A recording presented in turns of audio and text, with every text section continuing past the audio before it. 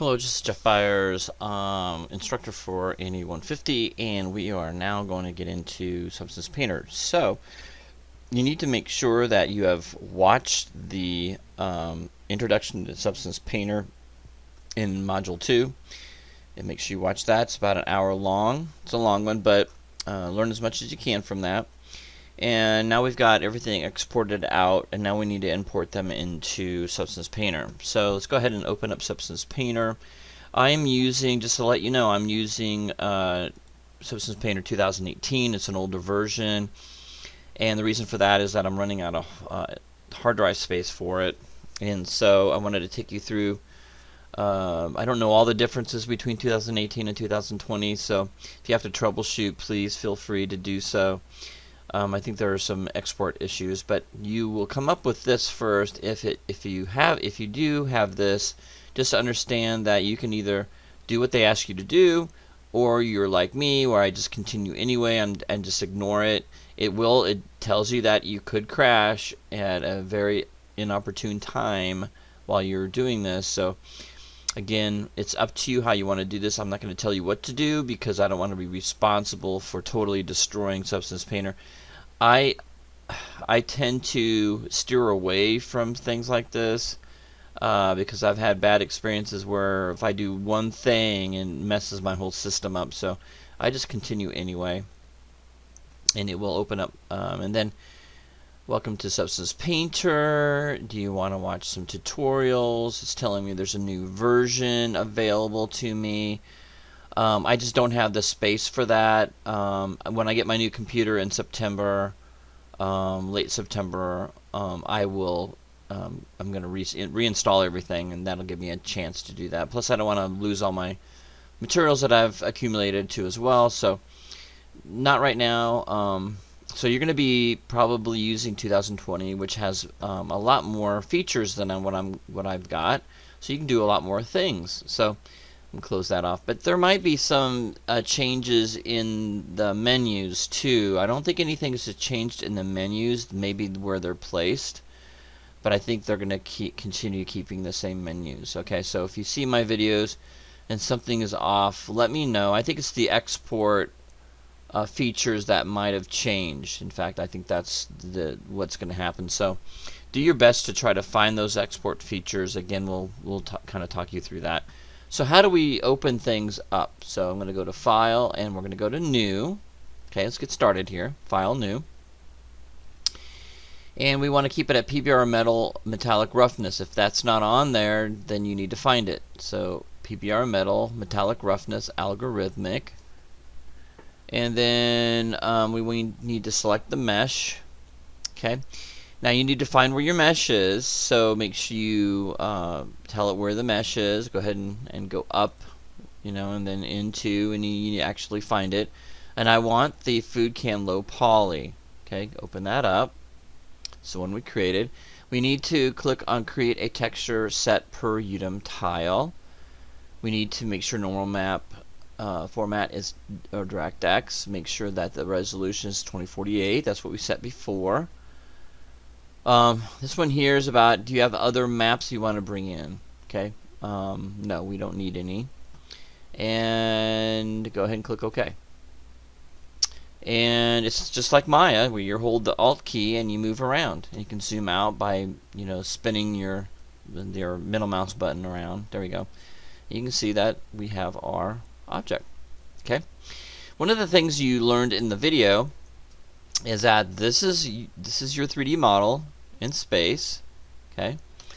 And if you hit the Tab key, you can work in full screen if you like, or close to it. You'll have your little, and you can move that. This is your materials. You can move that around so you can work in full screen. Hit the Tab key again. There you go. And a couple other things, and I know they've gone through all this and all this. So I just kind of take you through it. Now under Texture Set, this is your layers for your texture set. This is your UDIM tiles. Okay, Texture Set List, that's your UDIM tiles.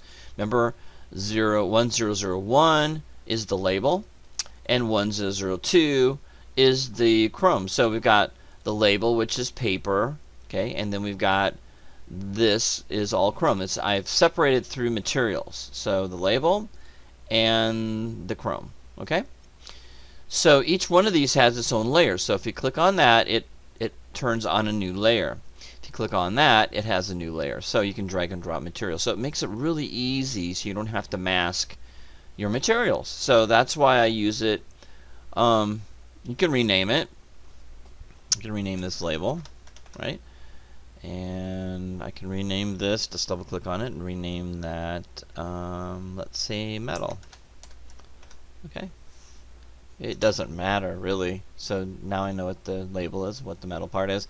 You're probably going to not want to do this if you have a lot of these, and maybe you do, but that's how you do that.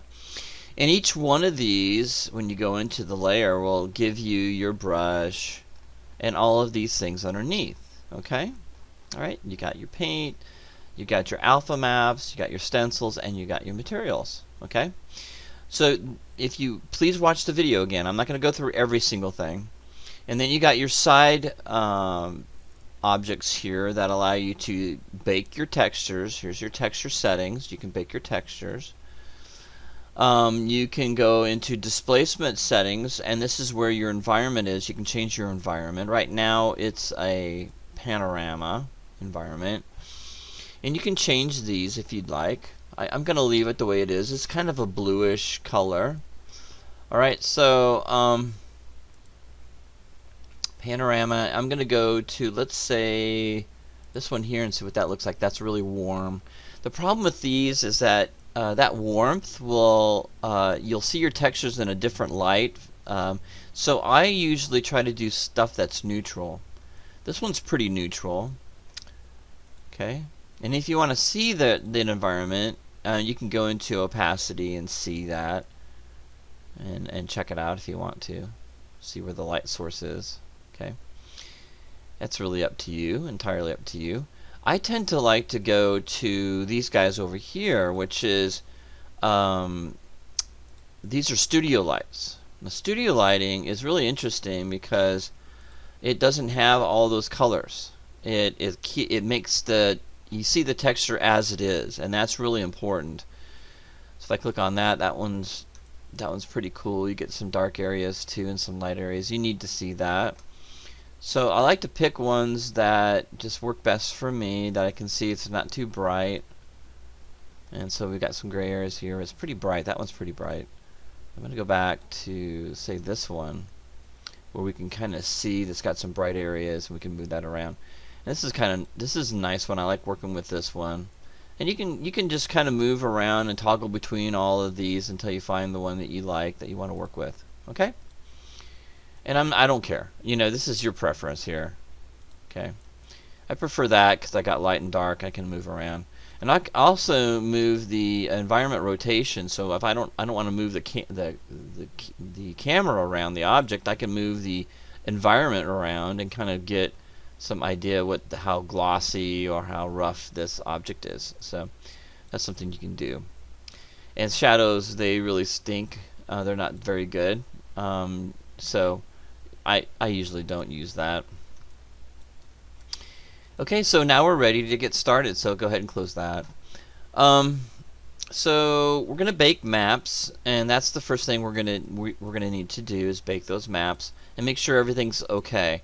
Because if I need to go back to Maya and fix things and tweak things out, I'll need to do that, and I'll need to do that right away. So let's go ahead and find out if we have any issues with this. This is the low poly. Okay. And so let's go into baking the map. So let's go into the texture set settings. Okay. Again, you can put these and plop these anywhere you'd like. You could dock these anywhere you'd like. So I prefer not to. We got to make sure the size is correct, and that's 2048. That's good. And what channels are we looking at? Base color, height, roughness, metallic, and normal. Please watch the videos too, so they just kind of describe what these are and what they do, right? So now you can see them, okay? And now just think about those videos you watched and what we need to do, okay? So mesh maps, let's bake mesh maps. So we need to select that. The first thing I need to determine is am I going to use another low poly mesh as a high poly mesh, you can do that by check marking that, but we're not going to do that. It's always best if you're in a huge hurry and you decide not to create a high poly mesh, you can use a low poly mesh, but it's not as good and it doesn't look as good. Okay, and I require you guys to model a high poly mesh, but if you get stuck and you're really behind, you can do that, but you know you're going to be graded off on not creating the high poly mesh, and you need to be able to show that, and you won't your results will not be as nice as if you do have a high resolution mesh. Okay, so let's go ahead and next to high definition mesh, click on that little guy that looks like a piece of paper, and click on Food Can High Poly and open. Now you're probably wondering why I didn't triangulate the high poly in Maya. I don't need to because we smoothed it. Whenever you smooth something, it basically normalizes all of the faces. Okay, that's the reason why we triangulate the low poly, is it needs to normalize all those faces. Okay, and that's why if you get a poor bake, if your bake doesn't work, then what happens is that the problem with that is that it will actually see errors. You'll see errors and things won't bake properly if you did not triangulate the low poly. And if you see errors, you can go back to Maya and make sure that you actually triangulated it. We're going to go ahead and just leave all of them. I do not need an ID map though. Okay, and I probably don't need an ambient occlusion. In fact, I might get some errors here, but I'm going to go ahead and bake all of them. The ID map basically is for masking. Well, we're going to use UDIM tiles, so we don't need an ID map. Okay, so curvature, position, and thickness, ambient occlusion we really don't need, but you know, you can turn it off and on anytime you want. Just go ahead and add it, and let's see what happens. Okay, so let's click and let's kind of look at everything else here.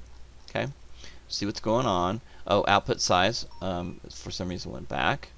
Okay, so 2048, there we go, and then scroll down. Okay, everything else looks good. Everything else is defaulted. The only thing I changed was this one. I didn't do anything here with world normal, or excuse me, the normal, or world space normal, or ambient occlusion. I don't really care about that too much. In fact, I probably wouldn't even have picked that. And then curvature we need to have, position we need to have, and thickness.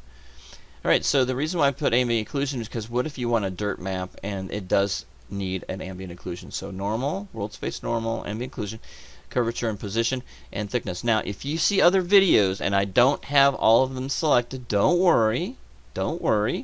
You can go ahead and pick the ones you want to actually create. So the ambient occlusion is great for dirt maps. The curvature is good for smart materials, and position is also good for smart materials, and thickness is really good for smart materials. So those three kind of work together and gives you a dirt map, a grunge map, and they all do some different things, which is really interesting. So I would keep those on, even though I may tell you to turn everything off except for curvature and normal. You can experiment and mess around with those. Just understand that if you get in trouble and the video says to do one way and you get yourself in trouble and you've done all these and something happens, that's probably what the problem is. You'll have to restart and rebake your maps. Okay, alright? Okay, so everything's good there. Bake all texture sets. Well, let's take a look. I think everything is good. Bake all texture sets. Yes, so bake all texture sets. Let's give it a shot. And this may take a long time depending on how fast your computer is. Okay, so normally I would pause, but it looks like it's going pretty fast, and I want you to see if I get any warnings and if there's any problems that I may see. Oh, I can already see it looks really good. Very happy. Wow, that looks great. I'm sorry, because the first time I baked this, I didn't make any changes to the top, and I didn't extrude down with the low poly, and I got a horrible result. And the reason why I'm gushing, because I'm really happy with the result, because this is exactly how it's supposed to look. So I'm super excited. And so again, that actually extruding and lowering it was the right thing to do, because now we've got a nice looking can. Okay, now we do have, some people consider this a serious error, but I don't. It's just, this is normal for this type of thing to happen. And that is actually from, you see that kind of gray area? That's from the, that's actually from the ambient occlusion map. Okay, so how do I know that? Well, let me zoom out a minute. And we've got our maps here. You can see all the maps that are created. I can go back, I can go in here and delete that ambient occlusion map, right? And if I do that, watch what happens. There we go. Now that goes away. Okay, but I don't mind that. Okay, I do not mind that, so I'm going to go ahead and Control Z back again, get that back. I don't mind that. It doesn't bother me because it's so small you're not going to see it. Okay, plus I can take that map and mess with it later. But right now, let's just close it. Everything looks good. If you have run into an issue or problem, a couple things to go back and look for. You can try it a couple times. Is that you did not triangulate your low poly mesh and you did not extrude down to create that cavity.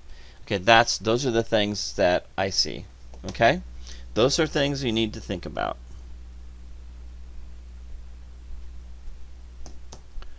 All right. Okay, so I'm going to pause it a minute. Okay, so let's go ahead and save this out. So we got everything working. So let's go to File, Save As, and let's just call this, and make sure you know where you're going. And this is the Substance Painter files that I have set up. I've already got all this set up on my hard drive. And so we're going to call this Food Can, and then Start, right? Food Can Start. We haven't started texturing it yet. Just click on Save. And so that's going to save the file that we can come right back to this. If you lose everything now, meaning that let's say you start texturing and you don't want to bake the maps again, you don't want to pull this back in and something crashes or something happens, you can easily go back in here and go to File, Open, and open your file back up to where you were. And this is kind of where you want to be right here. Okay, great. All right, so let's talk about materials. So here's where your materials are. I'm going to bring that up.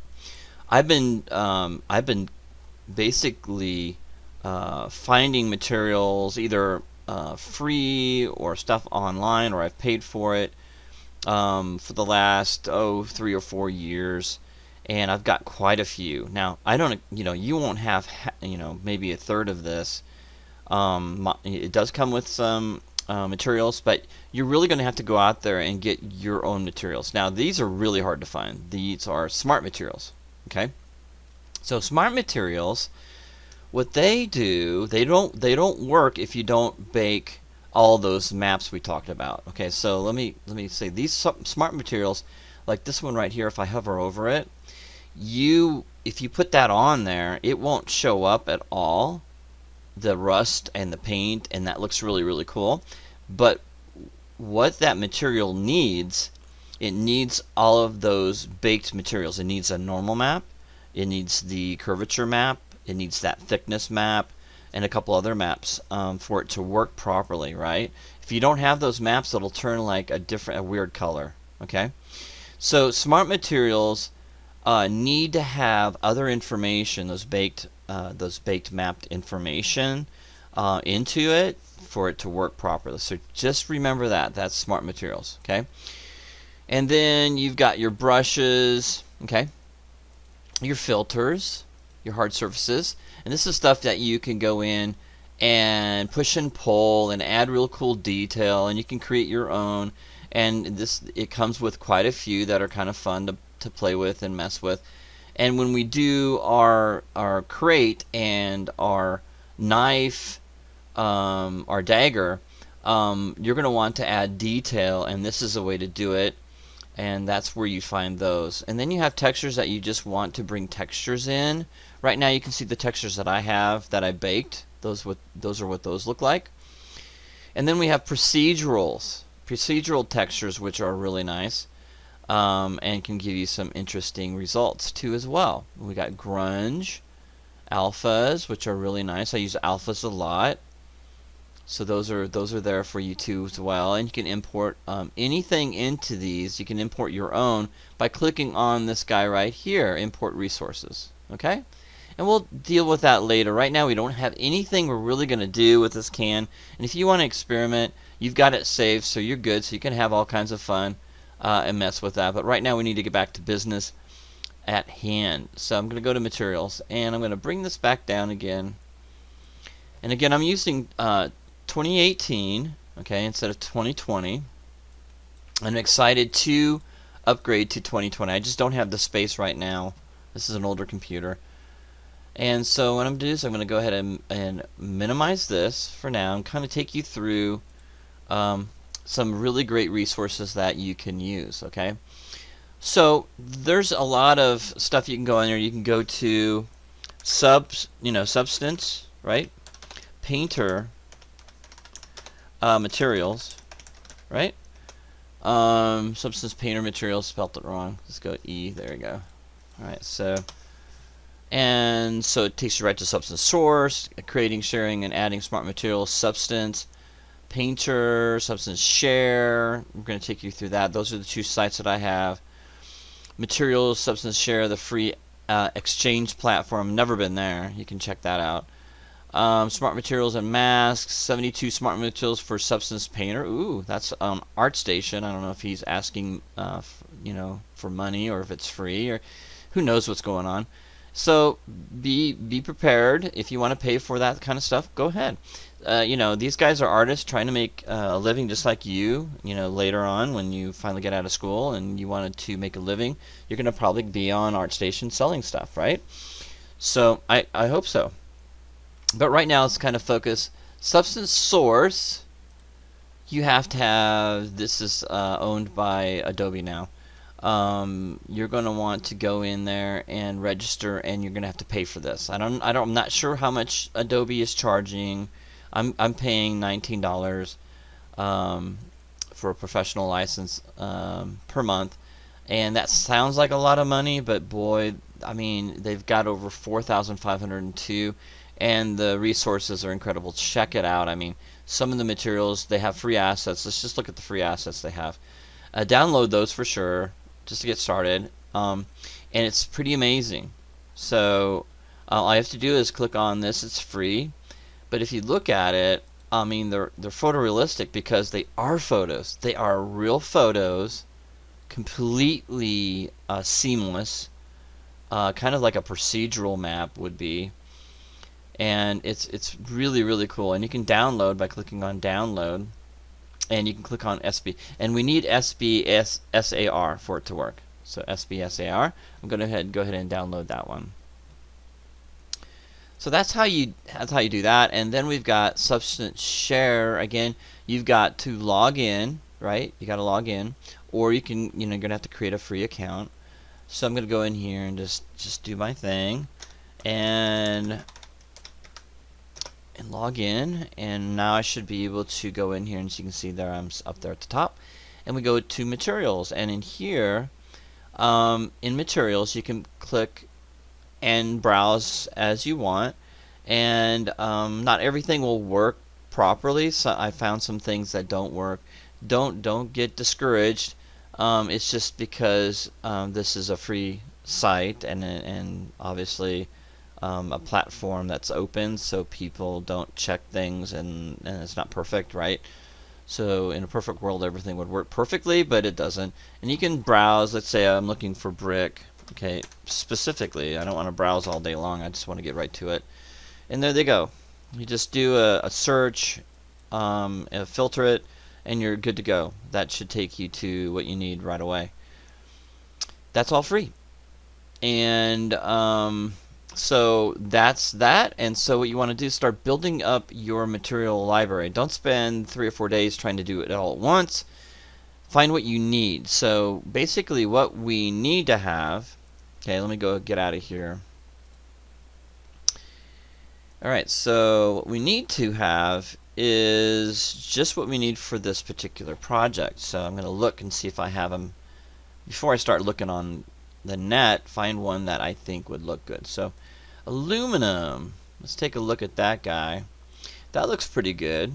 Okay, so I'm going to go ahead and use that for the metal part. So I'm going to click on the metal part and I'm going to drag and drop this guy. This is how easy it is. Drag and drop it into that. And there we go. Let me zoom in. Let's bring this down a little bit. And that looks pretty dang good. Very happy with that. And you might have that one. I don't know. Aluminum. Or you can find one like that. So that works great. So I'm very happy with that one. Okay, perfect. Aluminum looks great. And then our label itself. So we're halfway there. So there's the aluminum. And the next thing I'm going to do, let's bring this back up again, is paper. So I just basically want like a paint. So I'm going to type in the search here, I'm just going to type in paint, right? See what it comes up with. There's car metallic, there's steel painted. I'm going to do the steel painted. You may not have that. Now, what happened was I was still on my metal, right? So I'm going to Control Z back, and I'm going to go back to my label, see? And I'm going to go ahead and drag and drop the steel painted on here. There we go. And that gives us kind of a flat looking object, right? Now, normally, if I have an object that doesn't have a label or a stencil or something that I need, then I would probably go ahead and add a material that would match the one I need to have.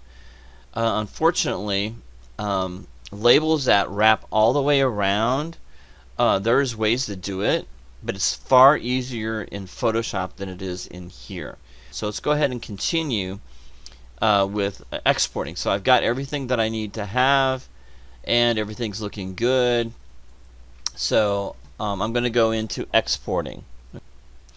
Right, the last thing we need to do before we export is we got to return these names back the way they were. So earlier I said, yeah, you can rename these any way you want while you're working in here to kind of help you, because having 1001, it's hard to remember what is what. So they're not very descriptive. So we got to bring this back to what it was before, because that links 1001 links to UV1, and 1002 brings us back to UV map 2. So if we don't have these, it won't work.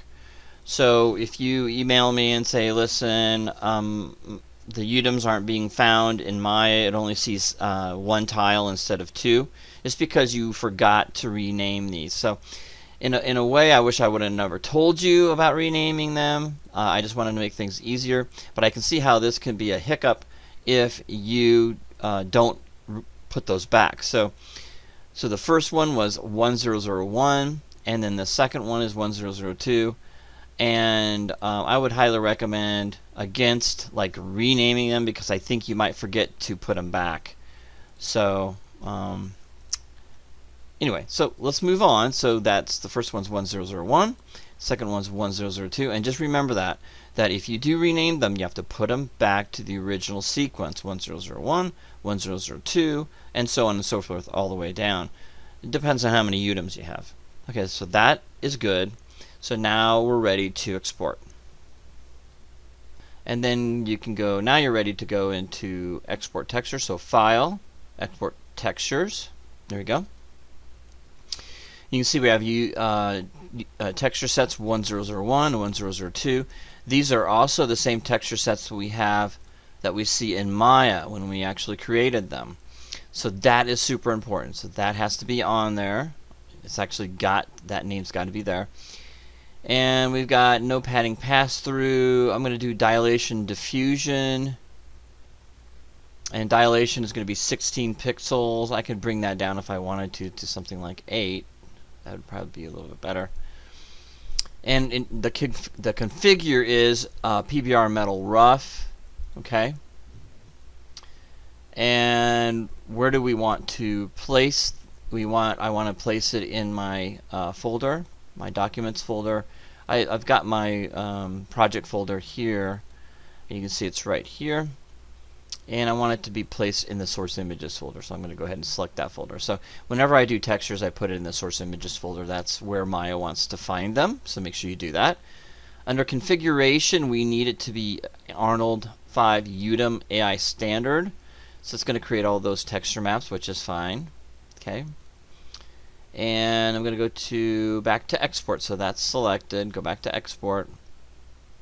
And we are ready to rock and roll. So keep my fingers crossed every time I do this. And I'm going to go click on export. It shouldn't take long. I can probably just wait for it. Yep. Okay. And click OK. And that should be it. And this is the end of part 4 of module 2. And let's go ahead, and I'll see you in the next part, part 5, where I take you through how to add the UDIM tiles back onto the texture, and then we go into Photoshop and do our label, bring it back in, and we're good to go. Alright, and then part 6 will be rendering. Alright, I'll see you in part 5.